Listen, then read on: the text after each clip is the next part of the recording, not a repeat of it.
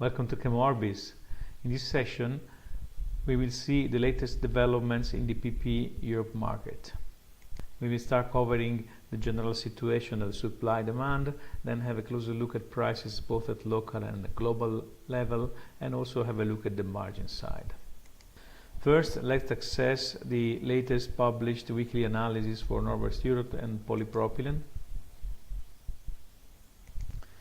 You can see publication date is the 19th of October. During that week, the prices were reported as following: 11.20, 12.50 for homopolymer and 11.70, 13.20 euro per metric ton for PP copolymer. On the right hand side, you can see the situation for feedstock and monomers. In particular, you see the situation for crude oil and naphtha for the last 5 weeks. And at the bottom you can see the table with the weekly average spot price for Europe, US and Far East. You can see that the price is more or less stable in all areas.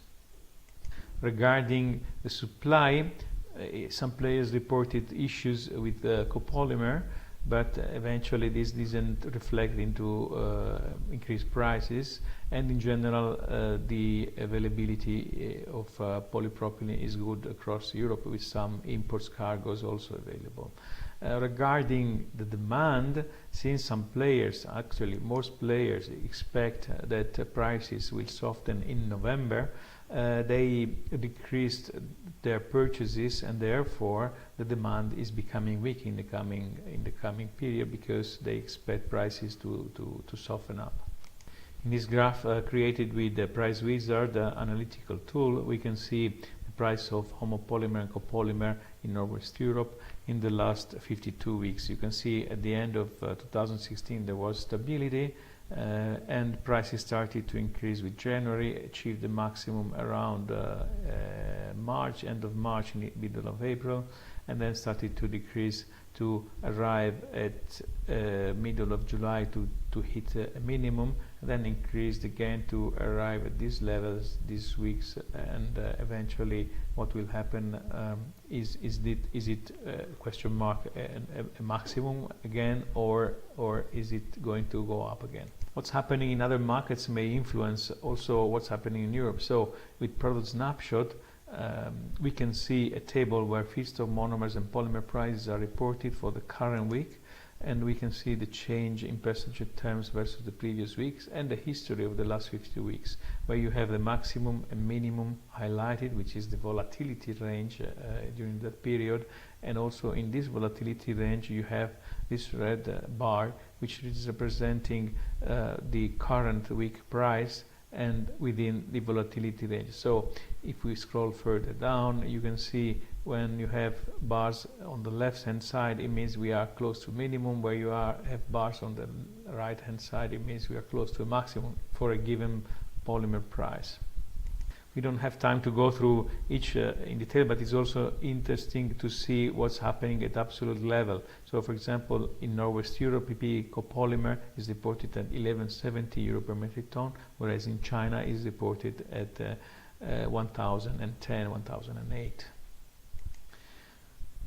Looking at the margins is also interesting to understand a few more things. In this graph I have plotted the PP homopolymer price versus the propylene price week over week.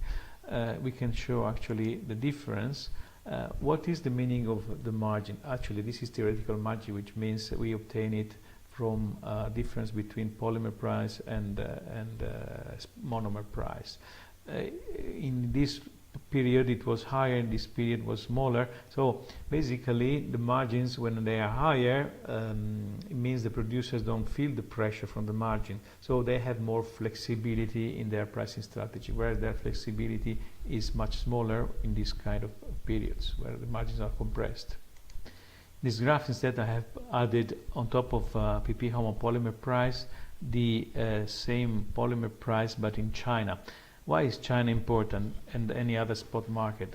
It's because what happens in those markets tends to anticipate what will happen in our markets later on, after a few weeks, maybe 3, 4, 5, 6 weeks.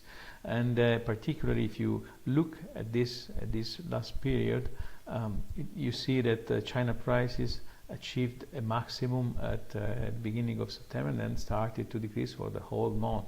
After their holidays in October started to go up. So looking at this graph, same polymer price in Northwest Europe, you would expect a maximum here and then started to go down, which is what many players also expect will happen in November in Europe. But this trend is opposite in China. So who will win? Will win the weak demand or the global market trend prices going up in China?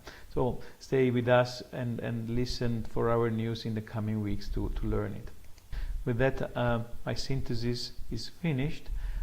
If you want to try our services, please contact me, and also if you want to know our incentives for the subscription, you are welcome to contact me again. Thank you very much for your attention.